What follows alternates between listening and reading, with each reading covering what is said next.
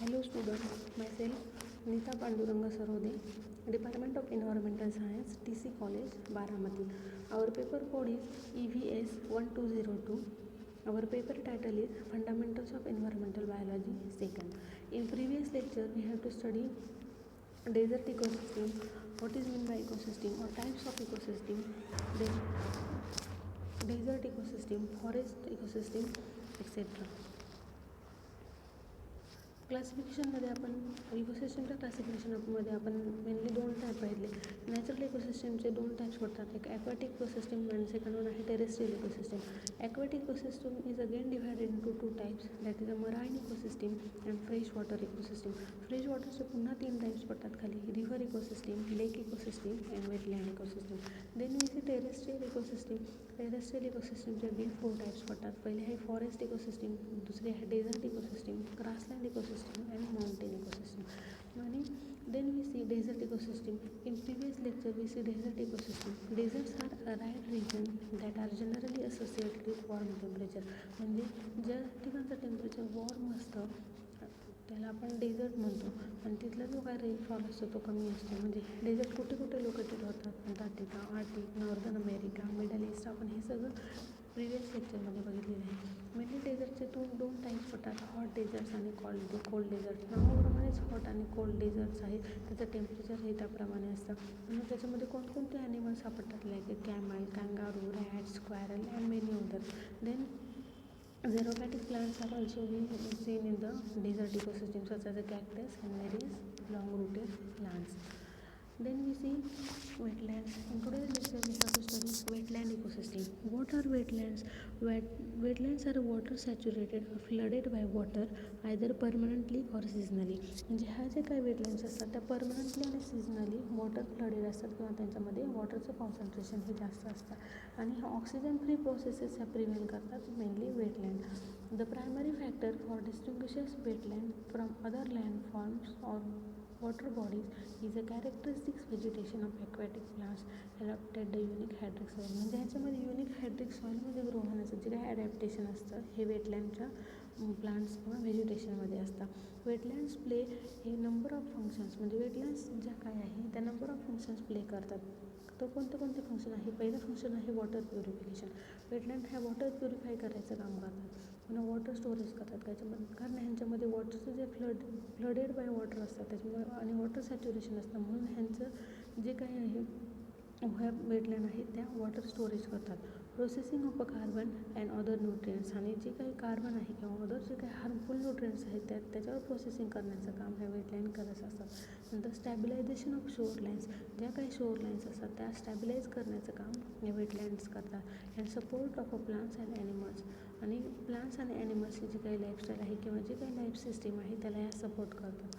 Wetlands are also considered the most biologically diverse of all ecosystem. म्हणजे wetlands हा biological diverse आहे प्रत्येक बाकीच्या इकोसिस्टीमपेक्षा.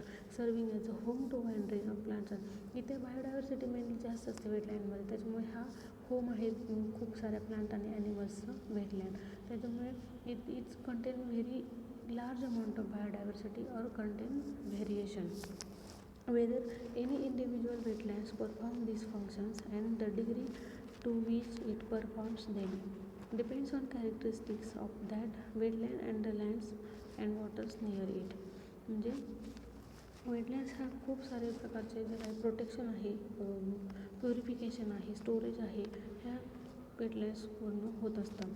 Methods of rapidly assessing these functions, wetlands ecological health and general wetland condition have been developed in many regions and have contributed to wetland conservation. म्हणजे वेटलँड्समध्ये variation असतं किंवा wetlands content high number of biodiversity, म्हणून wetlands ह्या conserve आणि preserve करण्याची need आहे सध्याला. Example आहे रामसार कन्व्हेन्शन. सध्याला रामसार कन्व्हेन्शन जी काय आहे ही एक प्रकारची वेटलँड आहे आणि ही कन्झर्व किंवा प्रोटेक्ट करण्यासाठी गव्हर्नमेंट त्याच्यामध्ये कंट्रीब्युशन करत आहे. म्हणजेच आणि public developed in many regions and have contributed to wetland conservation partly by raising public awareness. आणि वेटलँड कन्झर्व किंवा प्रोटेक्ट करण्यासाठी पब्लिक अवेअरनेस केलं जातं आहे of the functions and ecosystem service as a wetland provider. म्हणजे काय तर wetland conserve करणं किंवा वेटलँड प्रोटेक्ट करणं ही सध्याला काळाची गरज आहे, कारण त्याच्यामध्ये वेगवेगळ्या प्रकारचे व्हेरिएशन आहे, वेगवेगळ्या प्रकारची डायव्हर्सिटी आहे आणि वेटलँड खूप साऱ्या प्रकारचे फंक्शन प्ले करतात. पहिले आपण फंक्शन्स बघितले त्यांचे. पहिलं आहे वॉटर प्युरिफिकेशन आहे. वॉटर प्युरिफिकेशन हे वेटलँडमुळे नॅचरली होतं. वॉटरचं स्टोरेज जे काही आहे ते नॅचरली होतं. पुन्हा प्रोसेसिंग होतं वेगवेगळ्या पोल्युटंटवर किंवा वेगवेगळ्या कार्बन किंवा अनेक वेगवेगळे काही न्यूट्रंट्स आहेत त्याच्यावर. पुन्हा स्टॅबिलायझेशन होतं इकोसिस्टीमचं किंवा शोरलाईनचं. त्याच्यामुळे ह्या सगळ्या काही ज्या प्रॉपर्टीज आहेत ह्याच्यामुळे वेटलँड ही कन्झर्व आणि प्रोटेक्ट करण्याची गरज आहे. म्हणून वेटलँड कन्झर्वेशन आणि प्रोटेक्शनसाठी पब्लिक अवेअरनेस सध्याला केला जातो. Then uses of wetlands. What are the uses of wetlands? Depending partly on a wetland geographic and topographic location, the functions it performs can support multiple ecosystem services. म्हणजे इकोसिस्टीमच्या geographic आणि topographic नेचरवरनं त्या वेगवेगळ्या multiple types of इकोसिस्टीमला support करत आहेत wetlands. Services, values आणि benefits. त्याच्या value पण खूप आहेत वेटलँडच्या आणि बेनिफिट्स पण खूप आहेत. हे आपण मागच्या स्लाईडमध्ये बघितलेलं आहे.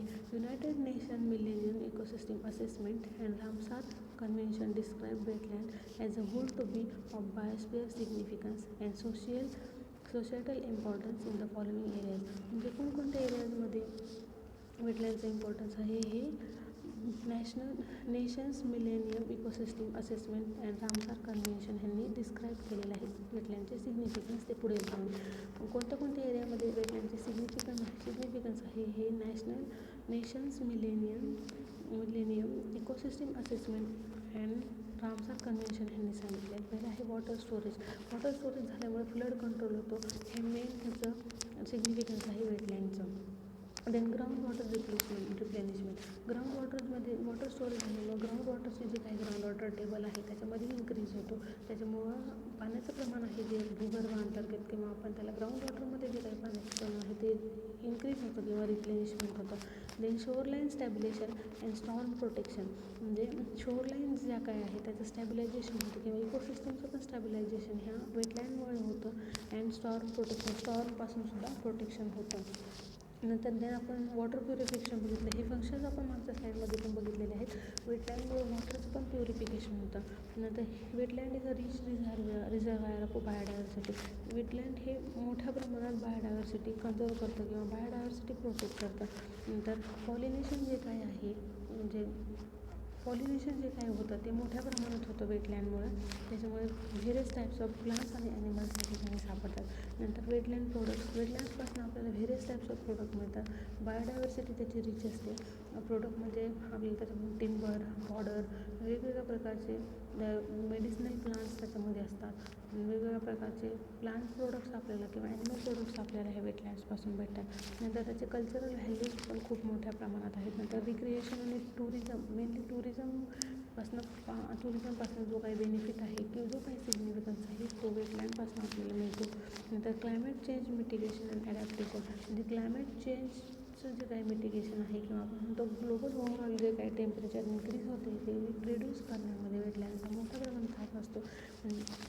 आणि वेटलँड्सचं जे काही मेन फंक्शन आहे ते आहे climate change and mitigation and adaptation. म्हणजे क्लायमेट चेंज मिटिगेशन करतात आणि ॲडॅप्टेशन करण्याचं काम हे वेटलँड्स करतात. This is the image of wetland.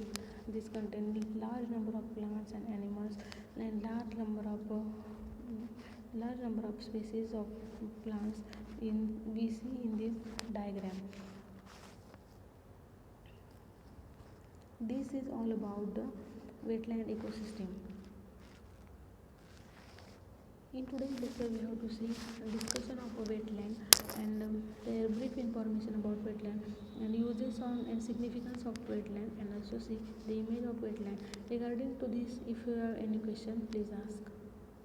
Thank you.